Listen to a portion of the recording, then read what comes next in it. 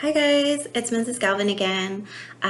Here on a beautiful Thursday afternoon, and we are going to do our novel read again. So hopefully you tuned in yesterday when I did started our novel read back up again. If not, it's still posted on there. All of them will be posted. If you are reading from or listening from the classroom, then definitely want to watch them in order so you don't get lost in what's happening in the novel. Taking a look, we're about halfway through.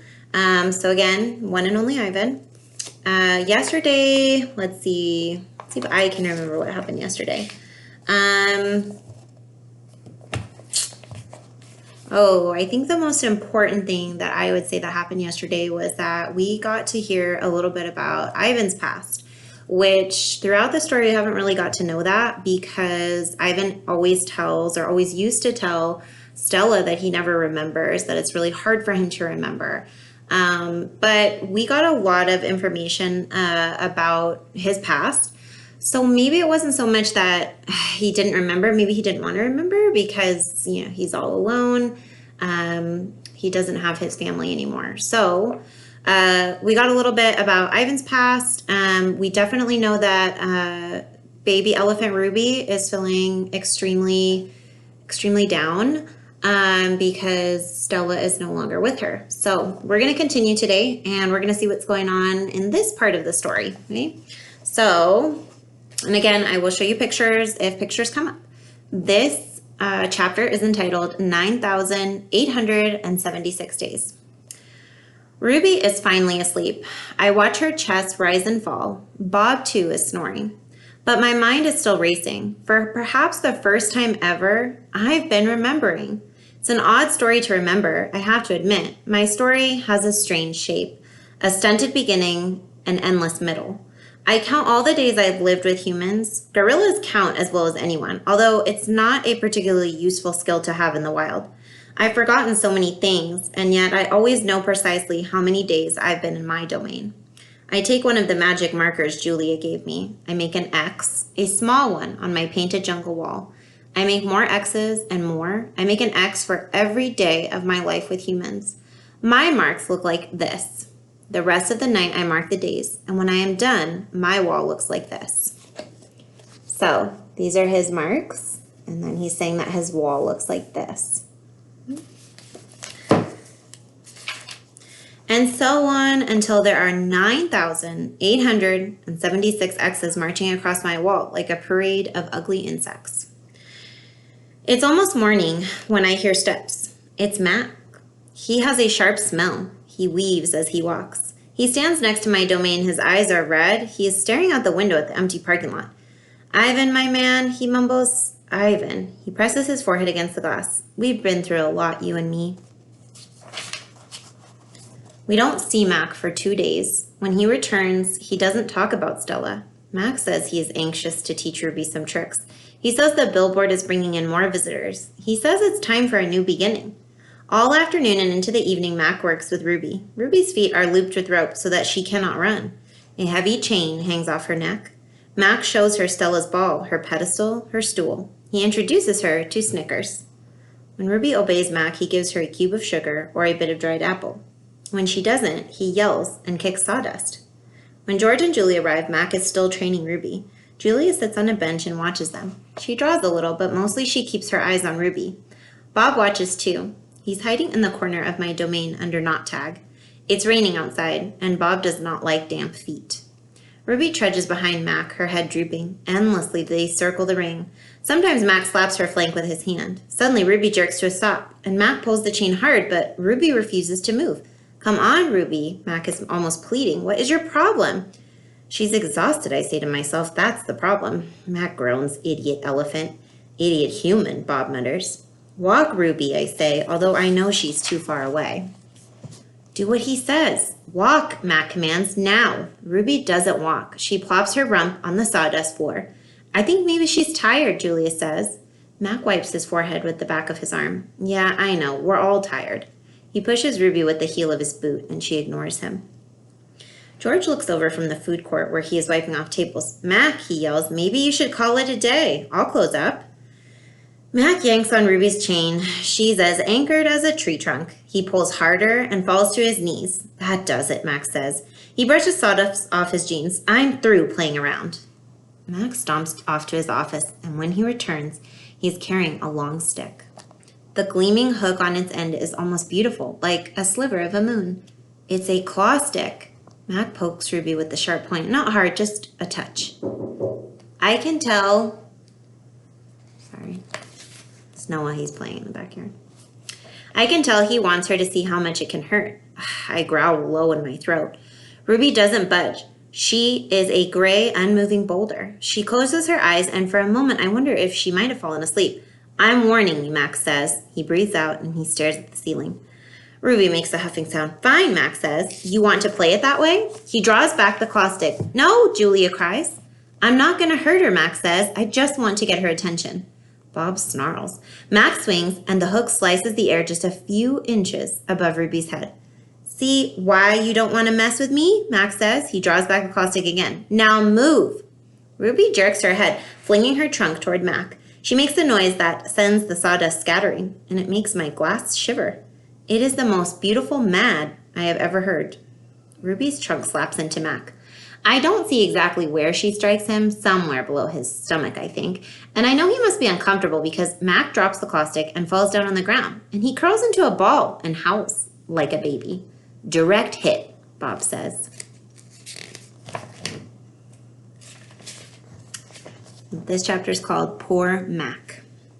Mac groans. He stumbles to his feet and hobbles off toward his office. Ruby watches him leave. I can't read her expression. Is she afraid? Relieved? Proud? When Mac is gone, George and Julia lead Ruby from the ring. It's okay, baby. It's okay, Julia says, stroking Ruby's head. They settle Ruby in her domain and make sure she has fresh water and food. And before long, Ruby is dozing.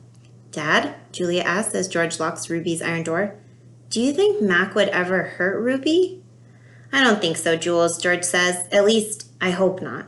Maybe we should call someone. George scratches his chin. I wish I could help Ruby, but I wouldn't know how. I mean, who could I call? The elephant cops? Besides, George looks down. I need this job, Jules. We need this job. Your mom? The doctor bills? He kisses the top of Julia's head. Back to work. You and me both. So, if you remember, George is the custodian. He cleans the mall, and he brings his daughter Julia, or Julie sometimes. And we kind of figured out early on that her mom is sick, that Julia's mom is sick.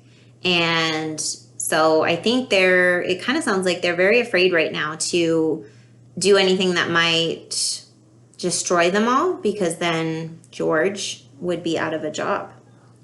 Julia sighs and reaches for her backpack. She removes a piece of paper, a bottle of water, and a small metal box. Homework first, George says, wagging a finger, then you can paint.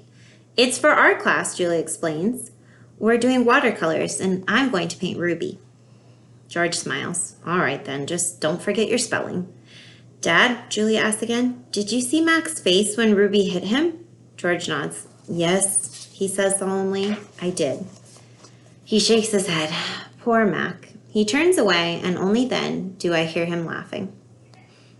Julia opens the metal box. I see a row of little squares, green, blue, red, black, yellow, purple, orange. The colors seem to glow. She pulls out a brush with a thin tuft of a tail at its end. She dips the brush in water and wets the paper, then taps at the red square. When the brush meets the damp paper, pink petals of colorful unfurl like morning flowers. I can't take my eyes off that magical brush. For a moment, I'm not thinking about Ruby and Mac and the claw stick and Stella. Almost. Julia touches red again, then blue, and there suddenly is the purple of a ripe grape. She touches the blue, and her paper turns to summer sky, black and white, and now I see that she is painting a picture of Ruby. I can make out her floppy ears and her thick legs. Julia stops painting. She takes a few steps back, hands on her hips, gazing at her work. She scowls. It's not right, she says. She glances over her shoulder at me. I try to look encouraging. Julia starts to crumple up the paper, but then reconsiders. Instead, she slides it into my cage at the spot where my glass is broken. Here you go, she says. A Julia original. That'll be worth millions someday. Gingerly, I pick up the paper. I do not eat a single bite of it. Oh, hey, I almost forgot. Julia runs to her backpack, and she pulls out 3 plastic jars, one yellow, one blue, and one red. She opens the jars, and an odd, not food smell hits my nose. Julia pushes the jars one by one through the opening. Then she slides some paper through. These are called finger paints, she says. My aunt gave them to me, but really, I'm too old for finger painting. I stick a finger into the red jar, and the paint is thick as mud. It's cool and smooth, like bananas underfoot. I pop my finger into my mouth. It's not exactly ripe mango, but it's not bad. Julia laughs. You don't eat it. You paint with it. She grabs a piece of paper and presses her finger on it. See? Like this. I place my finger on a piece of paper. I lift it, and a red mark is there. I get a bigger glob from the pot and slam my hand down on the page. When I pull my hand off the paper, its red twin stays behind. This isn't like the ghostly handprints on my glass, the ones my visitors leave behind. This handprint can't be so easily wiped away. And here's the handprint that he made.